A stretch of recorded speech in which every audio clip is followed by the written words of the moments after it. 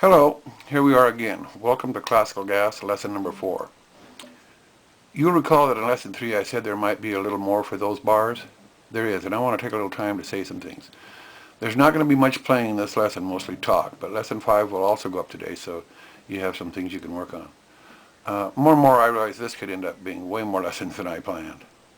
And I've been contacted by 2 professional transcribers who've been helpful, and of course I want to know why professionally transcribed published versions of songs are never transcribed and published note for note the way the guy played it. The explanations I've been given don't satisfy me, but I've learned through them that I don't really have this note for note. It's not exactly handmade. So I want to say right now that what I'm giving you is my best version of Classical Gas, but it really is a synthesis of how he plays it and what I've learned about it, including what I've learned since I started this. There is no agreement about what he plays. He has also changed the way he plays it over the years. There are no published versions, amateur or professional, that are 100% correct. If you study his videos, all of them on YouTube from when he was young to those that are more recent, it's different every time he plays it. So I'll no longer say that this is handmade exactly. If you're using the songbook, you'll see that bar 34 is shown there as mostly first string notes with pull-offs.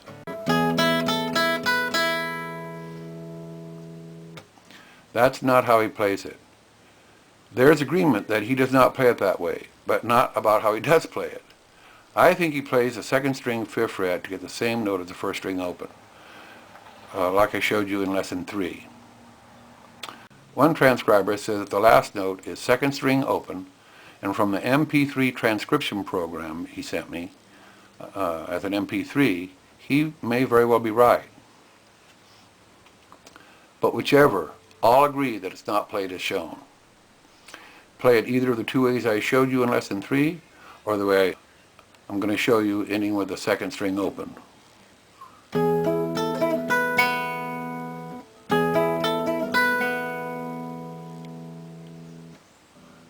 Now in one case, it's pretty clear that he doesn't play any note there at all.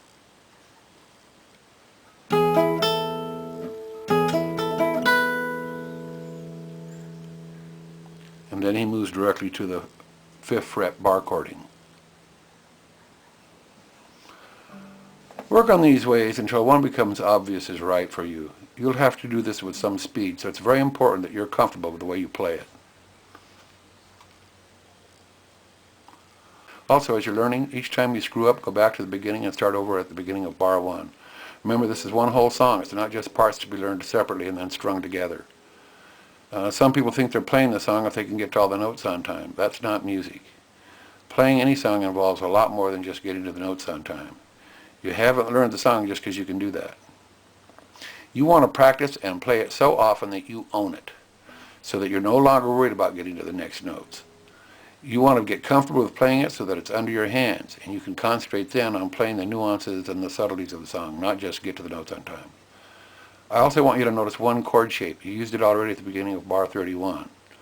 Now, this chord shape is going to move up and down. You can use it often. It's not necessary, because when you use it, you're not going to be playing the note that is held down by your second finger. But it can give you an anchoring position, if you need it, for notes that you will be playing with your 3rd and 4th finger. Now, if you don't need to do that, that's fine. You don't have to, but it will help some people.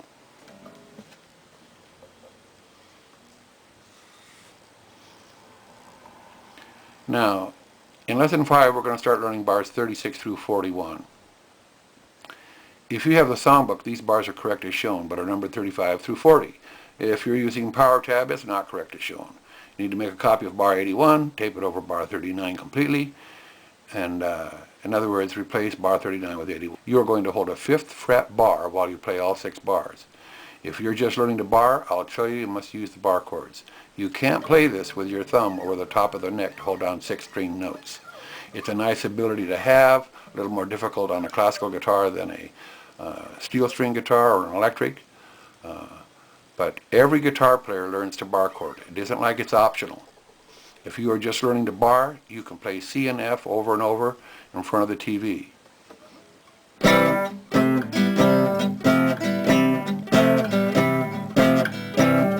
can do this to make everybody in your family crazy. But you have to be able to do it so that it sounds clear. And you've got to have the 8 pages reduced to 2.5. You'll want to do a lot of cross-referencing and checking earlier bars. You can't do it with 8 loose pages. You must be able to see the whole thing or almost all of it at once. And don't paste in the orchestra section. That's bars 43 through 54, and start pasting again with bar 55. In Power Tab, I think it's the same bars. I'm not going to do the orchestra section because he doesn't play it as a solo. He only plays it when there's an orchestra.